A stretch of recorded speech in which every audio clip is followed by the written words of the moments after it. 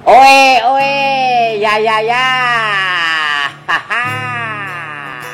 Nah, tapak kocil, warta cepak komando gokil. Ya, ya, ya. Kebetulan kami satu tim sedang sangat nyaman dengan panggilan Haji Bambang.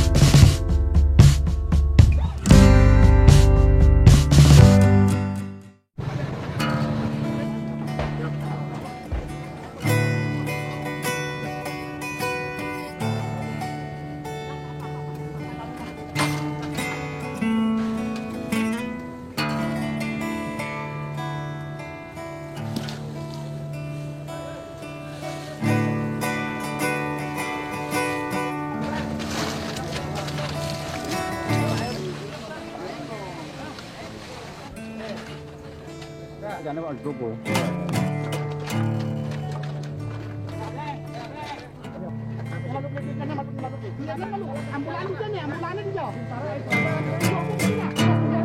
Oke, jalannya. Oke. Rekan-rekan petugas dari kepolisian dan maupun pecalang agar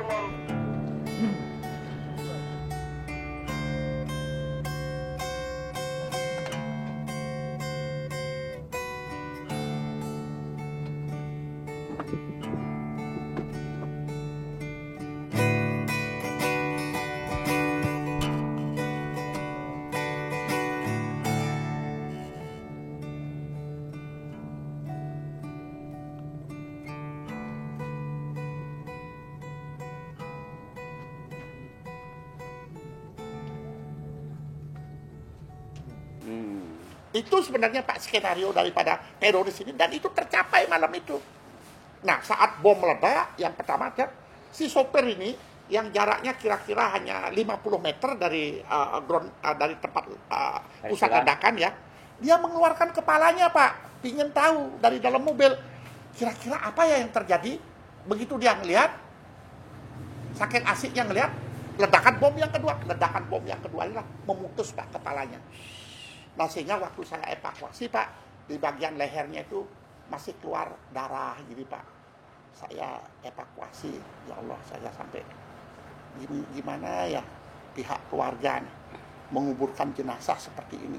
Itu akhirnya korbannya ada 202 ya yang semua korban Pak, belakangan saya tahu setelah saya diundang ke rumah sakit, di sana dijelaskan Pak Haji Bambang yang meninggal dunia semuanya 202 orang, yang luka-luka, luka ringan, luka berat, cacat seumur hidup ada 325 orang. Nah, saya berpikir Pak, bagaimana korban sebanyak itu, korban separah itu, kok saya bisa evakuasi 11 jam? Rentang waktunya 11 jam ya. Di malam yang buta, Pak Kucil, yang semuanya serba sulit. Ya. Sulit cari ini, sulit cari transport, sudah cari semua lah. Ada semacam keajaiban. Nah, itulah Pak. Disitulah Pak, para duta besar negara-negara sahabat, seperti duta besar Inggris, duta besar Amerika, duta besar Australia, menghampiri saya beberapa hari kemudian di Ground Zero. Pak Haji Bambang, saya merasa hormat dengan Anda. Bagaimana orang kecil seperti Anda ini kok bisa melakukan evakuasi dengan orang yang begitu banyak, orang-orang bule yang badannya besar, kok Anda bisa selesaikan dengan timmu hanya dalam 11 jam. Nah, evakuasi yang indah inilah Pak, yang akhirnya membuat simpati dunia internasional, dan ini menjadi satu kredit poin Pak, di kemudian hari mempercepat proses recovery Bali. Itulah Pak. Jadi tidak benar ada penelantaran jenazah, penelantaran korban, enggak. Jadi kalau korban memang meninggal, ya sudah gimana lagi Pak? Yeah. Sudah secepatnya kita ambil, kita bawa ke rumah sakit, ya. Evakuasi. Ya. di media disebutkan Bapak menolak mendapatkan penghargaan itu 6 bulan setelah peristiwa itu gimana Pak? Anda punya sikap menolak itu? Rupanya Pak Kucil ini tahu semuanya ya. Susah saya berkelit. Semua data-data base saya beliau tahu semua. Beginilah Pak Kucil. Sekalian ada Pak Kucil saya bongkar aja gini Pak Kucil. Jadi kalau soal penghargaan Pak Kucil, siapa sih orang tidak senang Pak Kucil diberikan penghargaan?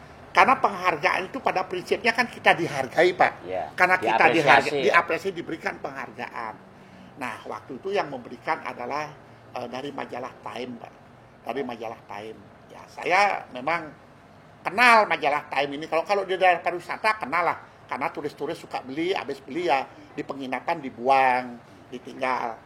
Kita lihat-lihat gambarnya kan begitu. Nah, majalah Time mengundang saya untuk datang ke Tokyo, ke Jepang. Saya mendapat penghargaan Asian Heroes 2003, pahlawan Asia 2003. Waduh Pak Kucil, di rumah ini Pak begitu berita itu di media rame, ujung sampai ujung situ Pak. Wah wartawan di sini Pak. Iya, dari berbagai Ya, daerah ya. ya dari berbagai Pak Haji Bambang. Saya berdiri di sini Pak, di serambi rumah. Saya lihat, waduh, kira-kira kalau presiden di istana lagi dikerubuti wartawan kayak begini ya gitu. Kiko saya Pak, Ya. Kiko linglung, wah, aduh mau bilang apa ini? Pak Haji, kapan berangkat ke Jepang? Pak Haji, bagaimana rasanya mendapat penghargaan kelas dunia kayak begini? Wah, macam-macam pertanyaannya. Nah, jadi begini Pak, saya ucapkan terima kasih ya kepada majalah Time dan timnya ya. Sampai kapanpun saya tidak akan pernah melupakan penghargaan itu. Dan penghargaan itu menjadikan saya untuk penyemangat untuk melakukan satu tindakan kemanusiaan dari satu lokasi ke lokasi yang lain. Nah, bantu saya Pak Kucil menghitung ini, bukan menghitung kekayaan Pak, menghitung waktu. Tragedi bom Bali 12 Oktober 2002. Saya mendapat penghargaan bulan Maret. Nah, antara Oktober 2002 dengan Maret 2003 kan 6 bulan, Pak. 6 bulan. Nah, saya berpikir waktu itu, saya begitu dihormati sama orang Bali. Saya begitu dicintai sama orang Bali dari peristiwa bom Bali ini. Dan orang Bali begitu percaya kepada saya. Kalau saya berangkat menerima penghargaan ini ke Jepang dalam rentang waktu yang begitu singkat, hanya 6 bulan dari waktu kejadian dan penghargaan, apa kata... Suasana juga masih duka ya itu. Cis Pak Kucil, itulah Pak Kucil salah satu pertimbangan saya paling berat. Apa kata orang Bali? Oh berarti Haji Bambang ini melakukan evakuasi hanya untuk mengejar hadiah toh, hanya untuk mengejar penghargaan toh. Tak bagus ya. Nah, akhirnya yang saya khawatirkan orang Bali itu nanti akan bersikap sebaliknya kepada saya. Nah, saya berpikir lagi, yang ngebom Amrosi dan kawan-kawannya beragama Islam. Yang mendapat penghargaan Haji Bambang beragama Islam. Ya. Terus orang Bali ini sebagai apa? Ya. Sebagai korbannya. Ya. Nah, saya putuskan daripada saya melukai perasaan saudara-saudara saya di Bali yang merupakan saudara-saudara saya sebangsa dan setanah air. Saya putuskan saya tidak jadi berangkat. Saya berikan penjelasan kepada majalah Time. Mungkin majalah Time sangat amat kecewa, tapi saya mohon dengan hormat majalah Time bisa menerima keputusan saya ini. Dan yang paling prinsip lagi, esensial, apa yang dilakukan Pak Haji Bambang waktu itu secara kemanusiaan. Nah, itu yang paling betul. mendasar ya. Dan jangan lupa Pak, di balik penghargaan itu ada uang 150 juta Pak. Wah. Saya dikasih tahu, Pak Haji Bambang kalau you tidak datang, maka kamu hanya menerima penghargaannya saja. Sertifikatnya saja. Medalinya saja. Tetapi uangnya tidak bisa kami kirim karena itu merupakan salah satu syarat. Bagi si penerima penghargaan harus datang ke lokasi penghargaan. Terima kasih saya tidak datang. Saya lebih memilih Bali tetap bersatu, Bali tetap kondusif. Dan sebagai tetap bersaudara ya. Tetap bersaudara. Menyamu beraya. Kalau orang Bali bilang menyamu beraya. Menyamu beraya, Ya. menyamu beraya. Aku belajar bahasa Bali juga, Pak. Iya Pak Kucil, luar biasa Pak Kucil ini. Dari putu menjadi putu, kalau di Jawa cucu ya. Coba Pak bilang patung Pak. Kalau orang Bali bilang patung bagaimana Pak? Patung. Mari kita foto.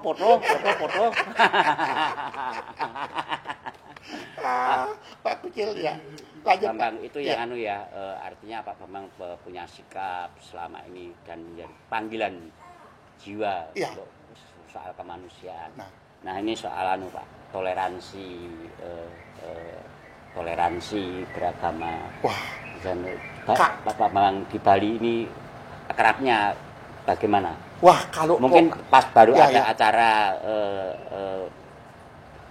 umat Hindu, ada acara mungkin dari ormas Islam membantu apa, itu masih berlangsung nggak di sini Pak? masih Pak, di beberapa daerah, di beberapa tempat itu masih berlangsung ya. Kalau berbicara ya toleransi kebersamaan antar umat beragama di Bali Pak ya, ini sebenarnya terjalin jauh Pak, jauh sebelum zaman kemerdekaan, dari zaman raja-raja dulu Pak ya. Umat Islam yang datang ke Bali ini Pak, di zaman kerajaan dulu nggak ada beli tanah Pak, nggak ada beli tanah.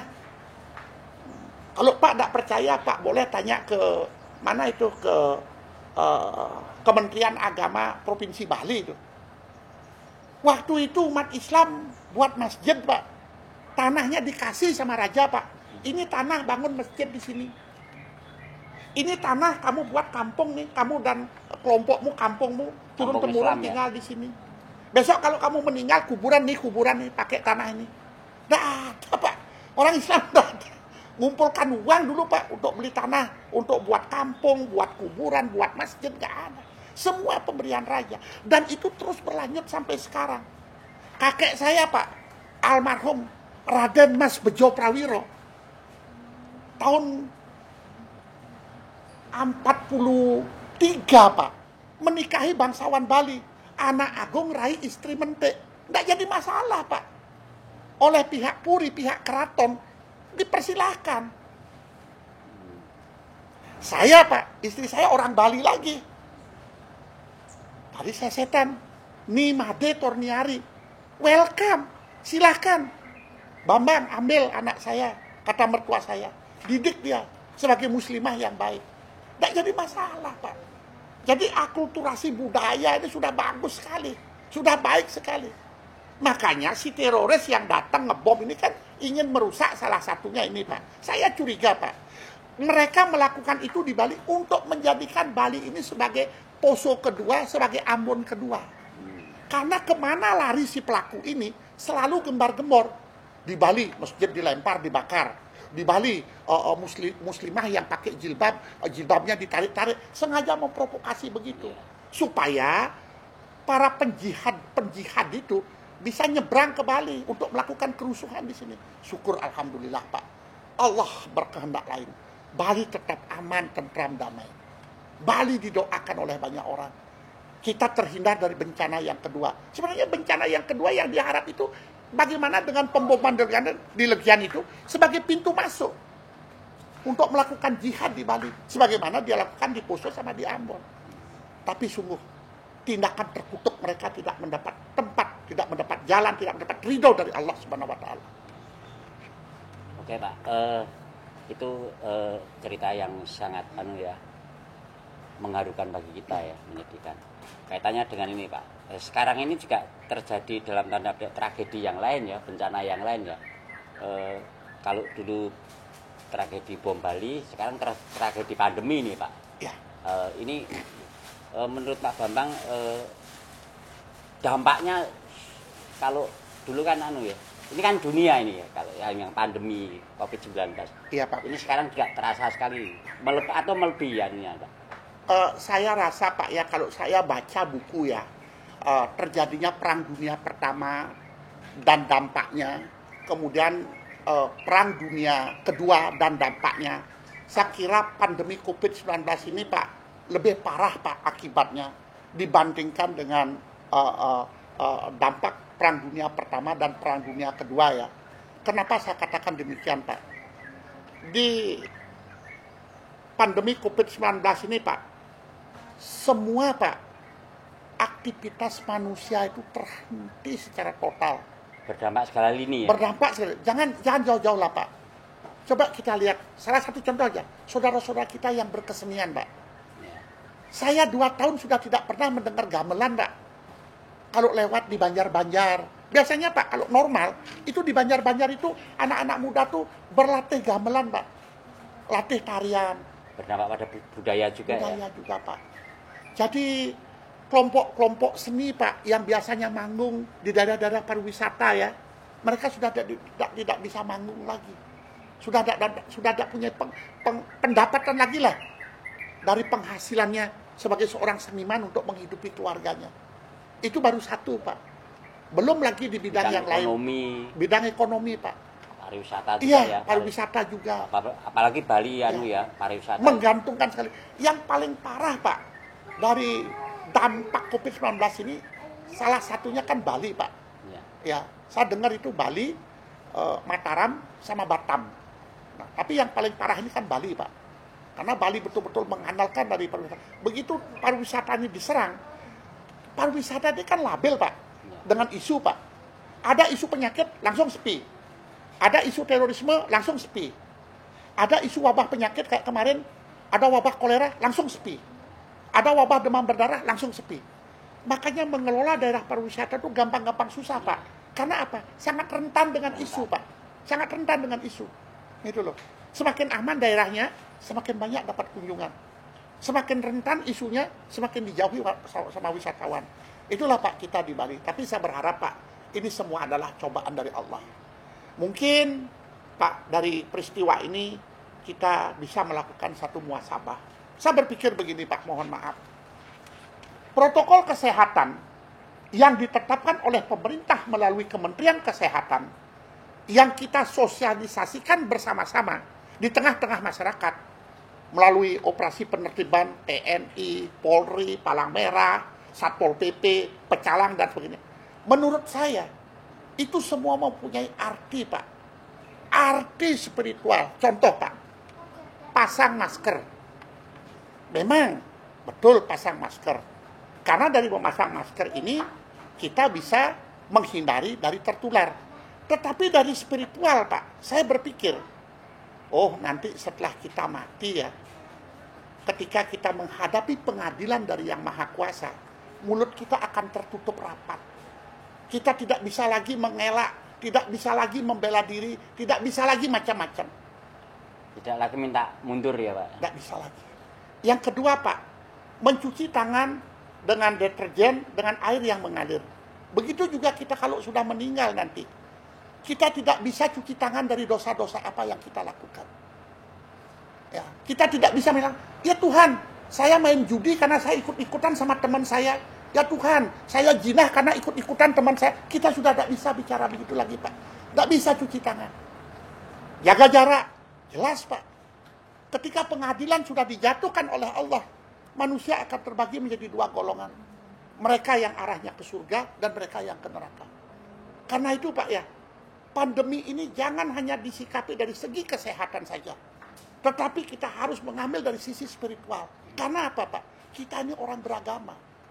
Orang Indonesia ini kan terkenal taat ibadahnya. Ya, mari kita lihat. Kita pakai ini sebagai suatu bahan muhasabah. Artinya berkaca diri. Kalau bahasa Balinya mulat sarira, Pak. Nah. Kalau tadi menyamu beraya, sekarang mulat sarira. Nah, sudah mawas diri ya, luar biasa. Ya. Sudah introspeksi ya, Pak. KTP-nya bisa saya pinjam, saya rubah menjadi KTP Bali. Aku baru bisa bilang foto-foto. Itu patung mau dibawa ke mana itu? Pak Bambang, siap. Ada untuk masyarakat, untuk generasi muda kaitannya dengan berjiwa sosial, saling menjaga bersamaan, kegotong royongan dan sebagainya. Mungkin ini bisa disampaikan, Pak Bang. Ya, baik. Singkat, padat, mentes. Terima kasih Pak Kucil ya. Terima kasih. Jadi saya ingin menyampaikan satu pesan umum lah kepada anak-anak muda kita, anak-anak muda Indonesia. Pertama, kalian harus tetap ingat akan sejarah bangsamu. Ya, bangsa kita ada seperti ini bukan karena pemberian, bukan karena hadiah dari bangsa lain. Kemerdekaan yang kita nikmati adalah perjuangan dengan darah, air mata dan nyawa. Karena itu jaga persatuan dan kesatuan. Sekarang ini banyak berita-berita hoak, berita-berita yang mengadu domba, berita-berita yang mendiskreditkan satu bangsa, satu negara, satu suku.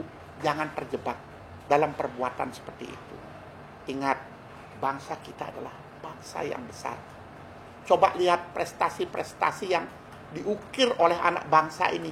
Baru tadi malam kita melihat satu berita yang menyenangkan hati kita, bahwa Indonesia berhasil di Thomas Cup. Belum lagi di event-event yang lain, ya. Kita sudah bisa membuat pesawat terbang. Alutsista yang dimiliki oleh TNI sebagian besar sudah dibuat di dalam negeri. PT Dirgantara Indonesia, PT Pindad dan sebagainya, ya. Demikian juga produksi-produksi yang lain di dalam negeri sudah bisa dibuat di Indonesia. Kita bersyukur. Maaf, saya berbicara bukan untuk mengkultus individukan seseorang. Kita bersyukur punya Presiden Bapak Jokowi, mohon maaf, karena beliau melarang semua produk bahan mentah. Jadi yang boleh diekspor adalah barang-barang yang sudah jadi, bukan bahan mentah. Kalau kita mengekspor barang mentah, maka harganya pun akan murah. Tetapi kalau kita mengekspor barang jadi, maka nilainya pun akan tinggi. Dan ini akan membuat kesejahteraan bangsa ini akan meningkat. Kami bersyukur punya presiden yang mempunyai rasa nasionalisme yang tinggi. Bersatulah anak-anakku, bersatulah bangsaku. Dengan itu kita akan semakin besar dan jaya ke depan. Terima kasih. Terima kasih Pak Bambang, banyak wawasan, banyak mudah-mudahan ini bermanfaat dan menginspirasi terutama pada generasi muda. Amin. Bagaimana generasi muda itu nanti yang akan meneruskan keberadaan amin ya Allah, amin. Yang muda ini. Terima kasih sekali kami sudah diperbolehkan mampir dan diberikan ilmu yang banyak. Amin. Teman-teman, kayaknya sudah banyak yang bisa kita petik dari Pak Bambang. Jangan lupa like, tonton, komen, and subscribe di YouTube Jeding Production. Oe, ya. Terima kasih Pak Bambang. Terima kasih.